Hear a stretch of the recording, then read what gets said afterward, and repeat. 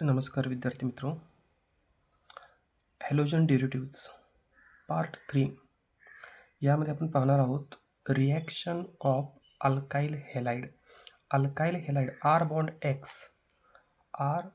X वरती होणाऱ्या reaction. आपण या ठिकाणी एक्झाम्पल घेतलेलं आहे C2H5X मीन्स सिम्पलमध्ये आपण असं लिहू शकतो CH3CH2X ethyl halide and X means fluorine, chlorine, bromine और आयोडीन. ठीक आहे. रिॲक्शन नंबर फर्स्ट आहे आपली substitution reaction.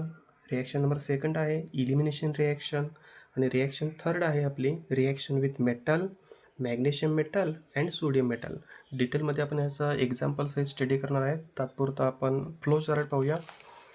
First reaction substitution रिॲक्शनला काय होतं, one group replaced by another. एक ग्रुप काढून टाकला जाईल, दुसरा ग्रुप त्या ठिकाणी अटॅच केला जाईल. Reaction number first hydrolysis with potassium hydroxide और NaOH. हायड्रोलायसिस करत आहे आपण, ॲक्वियस पाहिजे. ॲक्वियस KOH असेल किंवा NaOH असेल तर काय होतं, सबस्टिट्यूशन रिॲक्शन होते. यामध्ये काय होतं, X काढून टाकला जाईल आणि OH ॲड केला जाईल. C2H5OH प्लस रिमूव्ह काय होणार KX.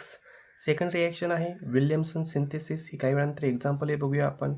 Sodium alkoxide, here example sodium methoxide. काय होतं, OCH3 X काढून टाकला जातो, NaX रिमूव्ह होतो. या ठिकाणी NaX रिमूव्ह होतो. C2H5OCH3 methoxy ethane. विल्यमसन रिॲक्शनमध्ये काय तयार होतं, इथर तयार होतो. विसरायचं नाही, विल्यमसन रिॲक्शनला इथर मिळतो. थर्ड रिॲक्शन आहे silver carboxylate. AgOC double bond O C2H5 AgX काढून टाकला जाईल. Next C2H5OC double bond O C2H5 तयार होतो. नेक्स्ट चौथी रिॲक्शन आहे अल्कोलिक अमोनिया. अमायनोलायसिस रिॲक्शन आहे. हे अमायन्स टॉपिकमध्ये पण आहे. X HX रिमूव्ह या ठिकाणी आणि अटॅच काय करायचं आहे, NH2 अटॅच करायचं आहे. CH3CH2 NH2.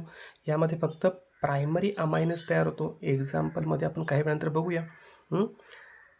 फिफ्थ रिॲक्शन आहे अल्कोलिक KCN KX रिमूव्ह होतो. सायनाईड, कार्बनचं लिंकेज असलं पाहिजे. इथेन नायट्रायल तयार होतो किंवा याला आपण सायनाईड लिंकेज पण म्हणतो. KX रिमूव्ह होतो आणि कार्बनचं लिंकेज या दुसऱ्या कार्बनसोबत होतं, लक्षात ठेवा. सिक्स रिॲक्शन आहे अल्कोलिक AgCN. AgCN असेल तर मात्र नायट्रोजन लिंकेज आहे. या ठिकाणी R bond CN cyanide and R bond NC means आयसोसायनाइड.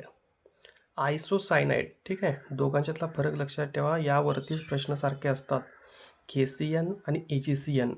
आणि पुढची रिॲक्शन आहे आपली KNO2. सिंपल रिॲक्शन आहे. C2H5ONO नायट्राईट तयार होतो. नायट्राईट ऑक्सिजन लिंकेज होतं. हेर C2H5 with oxygen linkage. AgNO2 असेल तर मात्र नायट्रोजन लिंकेज. ग्रुप काढून टाकायचे आणि लिंकेज मात्र तितकं दाखवायचं आहे आपल्याला. या आपल्या 8 रिॲक्शन आहेत, सबस्टिट्यूशन रिॲक्शन आहेत, त्यामुळे त्या लक्षात ठेवा.